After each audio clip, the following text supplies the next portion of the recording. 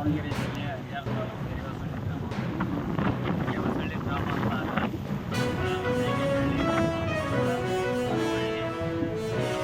ಸಳ್ಳಿ ಸುತ್ತಮುತ್ತ ಅಂದರೆ ಇಲ್ಲಿ 2,000 ಎಕರೆ ಮೆಕ್ಕೆಜೋಳ ಬಿತ್ತಿದ್ದಾರೆ.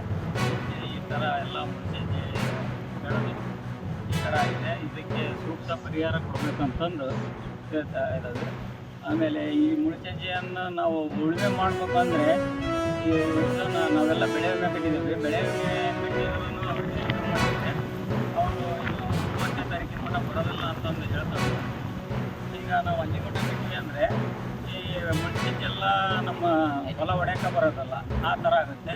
ಈ ಬರೋ ಇದೆ ಮತ್ತು ನಾಳೆ ಮಳೆ ಹಿಡ್ತಂತಂದರೆ ನಾವು ಹೊಲ್ದಕ್ಕೆ ಹೋಗೋಕೆ ಬರೋದಲ್ಲ, ಏರಿ ಭೂಮಿ ಇದೆ. ಈ ಥರ ಆಗಿ ನಾವು ಅದನ್ನು ಹೊಲ ಹೊಡ್ಕೊಳಕ ಅವರು ಕೃಷಿ ಇಲಾಖೆಯವರು ಅವರು ಅನುಮತಿ ಕೊಡಬೇಕು. ಅವ್ರು ಬಂದು ನಮಗೆ ನನ್ನ ಸೂಕ್ತ ಏನಂತಂದರೆ ತಿಳಿಸ್ಬೇಕು. ನಮಗೆ ಈ ಕೃಷಿ ಇಲಾಖೆಯವರು ಆಮೇಲೆ ಇನ್ಶೂರೆನ್ಸ್ ಕಂಪನಿಯವರು ಅವ್ರ ಜೊತೆಗೆ ಬಂದು ಇದಕ್ಕೆ ಏನು ಪರಿಹಾರ ಸರ್ಕಾರಕ್ಕೆ ಮನವಿ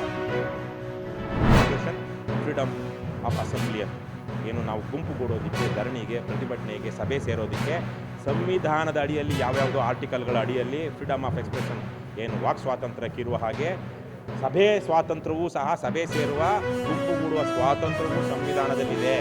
ಇವತ್ತು ಅಂತಹದಕ್ಕೆ ಹೋರಾಟಕ್ಕೆ, ಧರಣಿಗೆ, ಪ್ರತಿಭಟನೆಗೆ ಒಂದು ಸಭೆ ಸೇರೋದಕ್ಕೆ ಅವಕಾಶ ಇಲ್ಲ ಅಂದರೆ ಇದೊಂದು ತುಮಕೂರು ರಿಪಬ್ಲಿಕ್ ಆಗೋಗಿದೆ. ಅದೇ ಸಪ್ರೇಟ್. ಯಾರೋ ಶುಭಾ ಕಲ್ಯಾಣ್ ಜ್ಯುವೆಲರ್ಸ್ ಬಂದಮೇಲೆ ಆಗಿರೋದಲ್ವ ಅವೆಲ್ಲ. ಇವ್ರಿಗೇನು ಪ್ರಜಾಪ್ರಭುತ್ವದ ಅರ್ಥ ಗೊತ್ತಿದೆಯೇನ್ರಿ ಇವರಿಗೆಲ್ಲ? ಮಾನಗೇಡಿಗಳು ಇವರೆಲ್ಲ ಹೇಗೆ IAS ಆದರು ಕೇಳಬೇಕು ನೀವು, ತುಮಕೂರಿನ ಮಾಧ್ಯಮದವರು ಮತ್ತು ಜನರು.